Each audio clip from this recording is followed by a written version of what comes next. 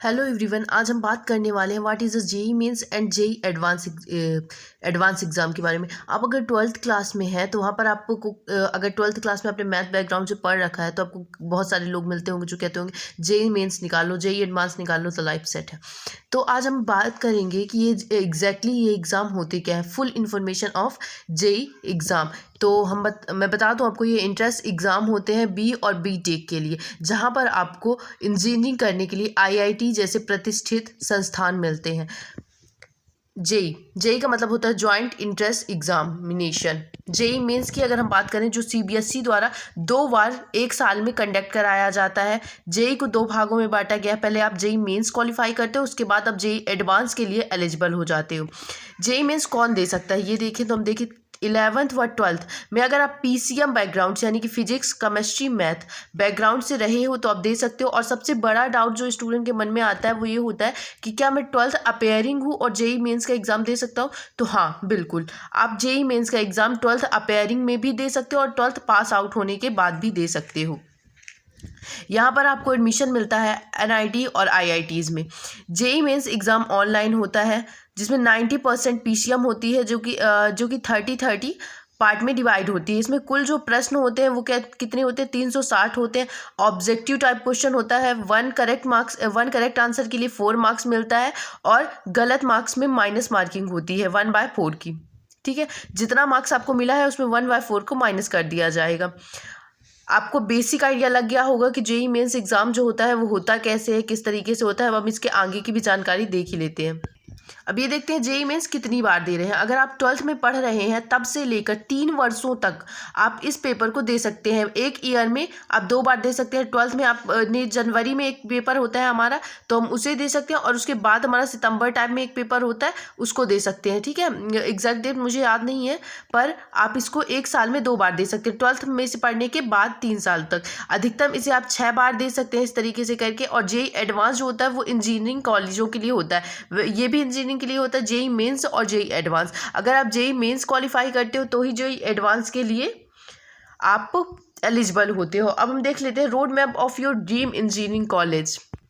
तो यहाँ पर 70% क्राइटेरिया जो होता है वो जेई मेंस एग्जाम के फॉर्म फिल करने के लिए 60% रखा गया है। 70% नहीं, 60% डन रखा गया। अगर आपके 60% है अबव क्लास 12th में, तो अगर क्लास 12th आप पास आउट है, अपेयरिंग है तो कोई बात नहीं है। अगर आप पास आउट है तो अबव 60% इसका क्राइटेरिया है। जेई मेंस में क्या होता है, हमारे पास 11.2 लाख बच्चे जो है वो इसमें पार्टिसिपेट करते हैं, और जेई एडवांस में 2.5 लाख। इसके अंदर जो आते हैं वो हमारे पास 21 एनआईटीज़ होती हैं, 26 ट्रिपल आईटीज़ होती हैं, 20 जीएफ आईटीज़ होती है, गवर्नमेंट कॉलेज और प्राइवेट कॉलेज। अगर जेई मेंस आपने क्वालिफाई कर रखा है तो इसके बेस पर आपको इन सब में एडमिशन मिलता है। और अगर आपने जेई एडवांस क्वालिफाई कर रखा है, जेई मेंस में देखिए कितनी ज़्यादा बच्चे बैठते हैं, 11.2 लाख बच्चे। लेकिन वहीं पर जेई एडवांस में देखिए कि सब मिनिमाइज हो जाते हैं, 2.5 लाख यानी कि 2.5 लाख करीबन बच्चे ही हमारे जेई एडवांस का एग्ज़ाम देते हैं। यहाँ पे हमारे पास 23 आईआईटीज़ होती हैं, आईसीएससी बेंगलोर भी इसमें इंक्लूड होती है अगर आप जेई एडवांस क्वालिफाइड हो। और ये बहुत ही अच्छा प्रतिष्ठित संस्थान है। अगर आप इससे इंजीनियरिंग कर लेते हैं तो बहुत अच्छी बात होती है इसके लिए।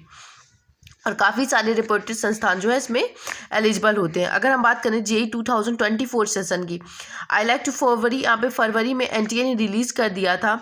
इसके बाद हम इसकी थोड़ी सी ओवरव्यू देख लेते हैं 24 से, तो आपको 25 के लिए आइडिया लग जाएगा। ठीक है ना। तो यहाँ पे पर्टिकुलर जो name of exam joint interest में, जैसा कि मैंने आपको बता दिया जेई का फुल फॉर्म क्या होता है, conducting by National Testing Agency, NTA से कंडक्ट कराती है। Level of exam undergraduate exam of the national level, यानी कि आपको अंडर ग्रेजुएशन करने के लिए ये एग्ज़ाम होता है। जनवरी एंड अप्रैल टाइम इसका एग्जाम हो सकता है। एग्जाम मोड जो होगा आपको क्या होगा, कंप्यूटर बेस्ड टेस्ट होगा। ठीक है, इसके थ्रू आपको कंप्यूटर में बैठकर टेस्ट देना होगा, पेन पेपर में आपका टेस्ट नहीं होगा। तो मार्क्स को हम डिटेल में समझ लेते हैं। टोटल 300 मार्क्स होते हैं। टोटल जो क्वेश्चन होते हैं वो 90 क्वेश्चन होते हैं हमारे पास। मार्क्स स्कीम जो होती है वो 4 मार्क्स आपको करेक्ट आंसर के लिए मिलते हैं। -1 की माइनस मार्किंग रखी है 2024 में, और 2024 की समथिंग ही हमारा 2025 में आएगा। नो मार्क्स के लिए अगर आपने क्वेश्चन अटैम्प्ट नहीं किया तो ना आपको मार्क्स दिया जाएगा, ना मार्क्स आपका माइनस मार्क किया जाएगा। लैंग्वेज जो होती है आपकी वो हिंदी, इंग्लिश, आसाम, बंगाली, बहुत सारे सब्जेक्ट में कंडक्ट कराया जाता है। Are you eligible? अब आपके थ्रो में आ रहा होगा कि इसकी आपकी एज लिमिट क्या रखी गई है, तो यहाँ पे नो एज फॉर द, यहाँ पे कोई एज लिमिट नहीं है आपको बस 12th में अपेयरिंग होना चाहिए पीसीएम से, या 11-12 में पीसीएम होना चाहिए और उससे एलिजिबल होना चाहिए। और देन क्या होना चाहिए, अगर आप 12th पास आउट है तो आपके पास 60% अबव होनी चाहिए। कैंडिडेट मस्ट हैव पास्ड, ये देखिए मैंने लिख भी रखा है कि आपको 10+2 यानी कि 12th में इक्वेलेंट होना चाहिए, ठीक है। सब्जेक्ट की बात अगर हम कर लेते हैं अब थोड़ा सा, और कौन कौन से सब्जेक्ट है जो आपको इसमें क्वालिफाई के लिए आपको ज़रूर से ज़रूर देखने चाहिए, वो होते हैं, it is necessary for candidate to be required required 5 subject. यहाँ पे 5 सब्जेक्ट आपके होंगे, जिसमें आपका एक लैंग्वेज होगा, एक मैथमेटिक्स होगा, एक फिजिक्स होगा, एक केमिस्ट्री होगा। ईयर ऑफ क्वालिफिकेशन एग्जाम, यानी कि आप कौन कौन से, अगर आप कौन कौन से उसमें पास आउट है तब आप ये एग्ज़ाम दे सकते हैं। The candidate who have pass the class 12th equivalent examination, अगर आप 2024 में पेपर देना चाहते हो तो आप 2022 में पास आउट होने चाहिए, 23 में, और अपेयरिंग इन 24, अपेयरिंग होंगे आप 24 के लिए अगर आपने इन दोनों ईयर में 12th अपना पास कर रखा है। Can appear in JEE Mains के लिए 2024 के लिए अपेयर है, ठीक है ना। नंबर ऑफ अटेम्प्ट, अगर आप 3 साल तक इसमें, यानी 3 साल में 6 बार ये एग्ज़ाम कंडक्ट कराया जाता है, जैसे कि मैंने आपको पहले बता दिया है। तो बस आपको क्या करना है, फॉर्म भरना है और पेपर देना। अगर कोई भी क्वेरी आपकी बची हुई है तो आप मुझसे पूछ सकते हैं।